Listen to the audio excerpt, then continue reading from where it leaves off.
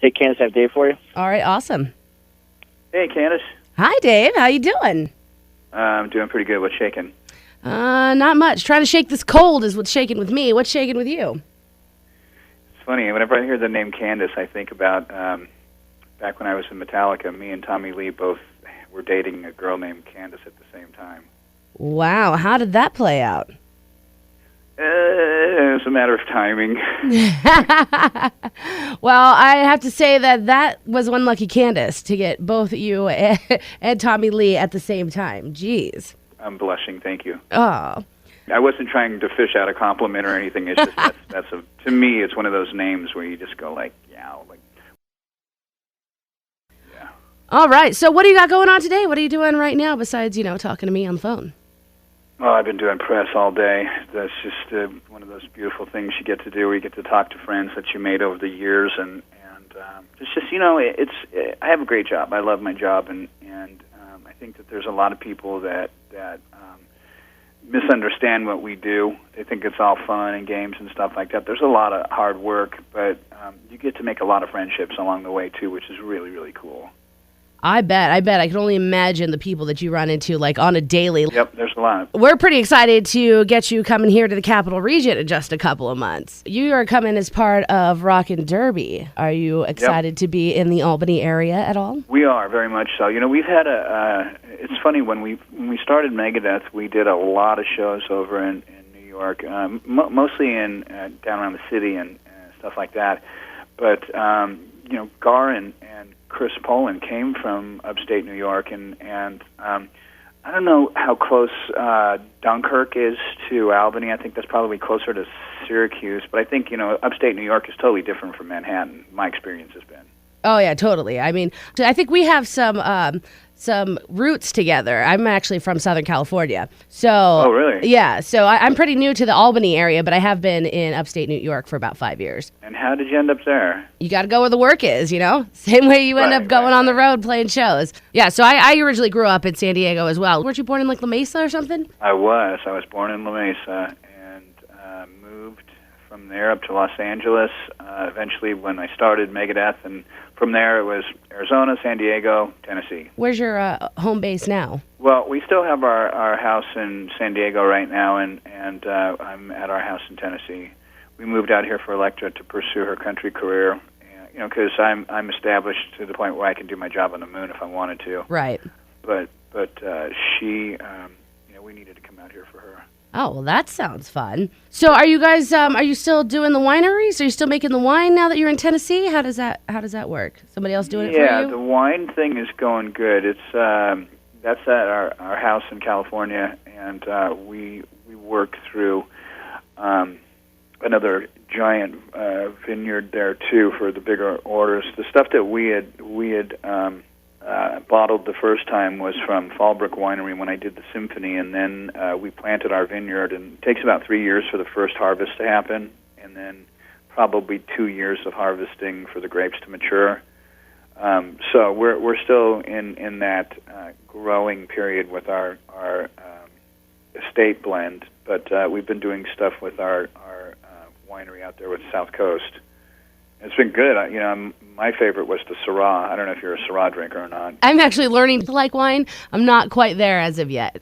The dries are really hard. Yeah, you got to go with the right people, because, some people go in there and they're kind of like, oh, yeah, try this sushi, but what is it? Well, it's like whale bowels or something. It's like, right. Look, I'm learning how to eat sushi. Don't come in here and show off. Start at the bottom, and then you work your way up. So that's kind of the way with wine, too. If you go with somebody who's trying to show off. I remember I was having dinner with some guy the other day, and he was trying to brag and be a big shot and said, yeah, well, we ordered this bottle of wine at the restaurant, and the bill came. It was $3,500 for the wine, and I thought, it serves you right. Right? You try and act like a big shot, and then this thing backfires in your face, because I'm a macaroni and cheese kind of guy, We have a really good wine, and then we have a lot of people in the music industry that make mediocre wine and try and sell it. We're not doing this because we want to, make money selling wine. We do it because we liked doing it, and it was fun, and it was something we wanted to set up for our grandkids.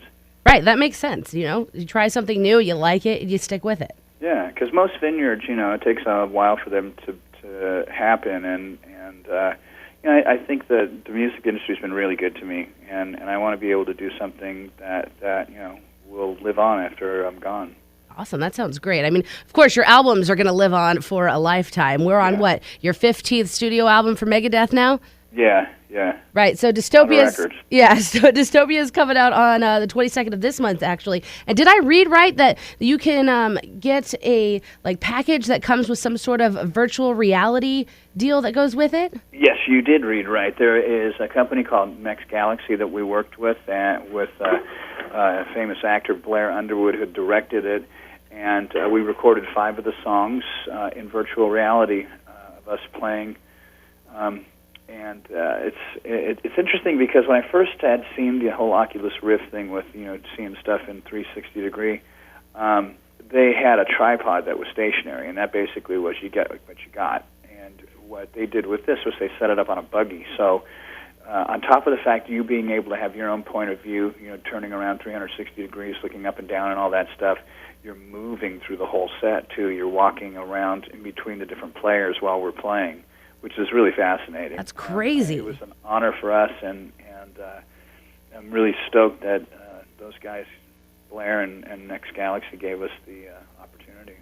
That's pretty awesome. I can't wait to check that out. So you seem to be a pretty tech-savvy dude. I mean, you got some virtual reality going on with your album. Weren't you guys one of the first bands to have an actual website? Yes, we were. And I was watching a couple of your Periscope posts last night, and I was cracking up. Is there anything else that you got your hands in right now that you're looking to be a part of, tech-wise? Well, it's weird when you talk about tech stuff because as soon as you invent something, somebody reverse engineers it and they rip it off. I was just talking to another jock this morning. We were laughing about who would ever think that MySpace would be a ghost town that it is right now. How quickly this stuff goes away. Yeah. And he was asking me what I think about Twitter because he said, I see you joke around with your fans, you give them information, and then every once in a while you'll let someone have it. And it's yeah, but I have a good time with it. I'm not trying to be mean-spirited with anybody. I think that social media is a double-edged sword. If you know how to use it, you're going to be cool. If you get caught up in what people say about you, then it can really eat your lunch. Right, I agree. So we got Dystopia coming out January 22nd, so everybody needs to go and pick that up. And then, of course, Megadeth is going to be playing Rockin' Derby. So I know that you've got Chris Adler from Lamb of God playing on drums. He is going to be on tour with you this time around as well? He's been super, super exciting to play with. When he first came into the band, he's not actually in the band, so to speak, but it's been really great to play with him. We have a lot of things in common. We really love a lot of the bands. He was brought up on a lot of the stuff that I like. He's a big fan of our first drummer, so it was really cool to be able to get in the studio. Now, one of the other really great things, too, was just continuing to peel back layer after layer of technique and ability with Kiko. Once you had the drums and the bass all done, being able to, just have Kiko go crazy on stuff was fascinating. Right, I was listening to the first couple tracks, and it seems pretty killer, like you guys had a great dynamic going on at this time around. So these guys are all going on the road with Megadeth with this upcoming tour and for the festivals coming up in the spring, right? That's right, yeah. So when you're out at those big festivals, are you the one that kind of, hangs backstage or goes back to your room afterwards, or do you like to sit and watch some of the other bands and see what they're bringing right now? It's a little bit of both. Sometimes you're on tour with somebody and somebody will have said, you need to take these guys out. You'll do it, or you'll be in a situation where you have somebody that pays to get on a tour, which, I hate that mentality because a lot of times bands that aren't ready to go out on tour get on a tour and they go out and the audience eats them up, and a band that may have had just a little bit more time to get developed would be, in the business today if it wasn't for going out when you're not ready. Right. I know you've taken, quite a few bands under your wing. I was watching you talk about Stone Temple Pilots, how you had taken them out before when they weren't really that ready, and kind of helped them work their set list. Is there anybody out there right now that you kind of have an eye on like that? Well, I think Havoc is one of those bands. They're the opening band on our tour coming up.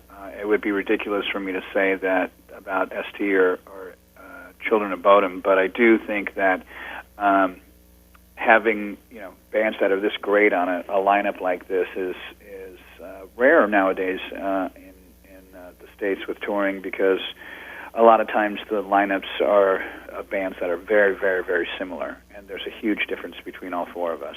Absolutely. All right. Well, Dave, thank you so much for sitting and talking with us today. Of course, you guys will be here May 20th through the 22nd for Rockin' Derby, and Dystopia comes out here on the 22nd. Is there anything else you would like to add before we part ways? It's just been great talking to you. If your fans want to follow what we're doing, they can follow us at Megadeth on Twitter or at Dave Mustaine, and just stoked to be talking to you. Looking forward to getting out and playing, and it's just 2016 so far, excluding the loss of our friends, has just been a great year for us. Absolutely. I totally agree. Well, we can't wait to see you. We can't wait to have you here in the Capital Region. Thanks, Candace. Thank you.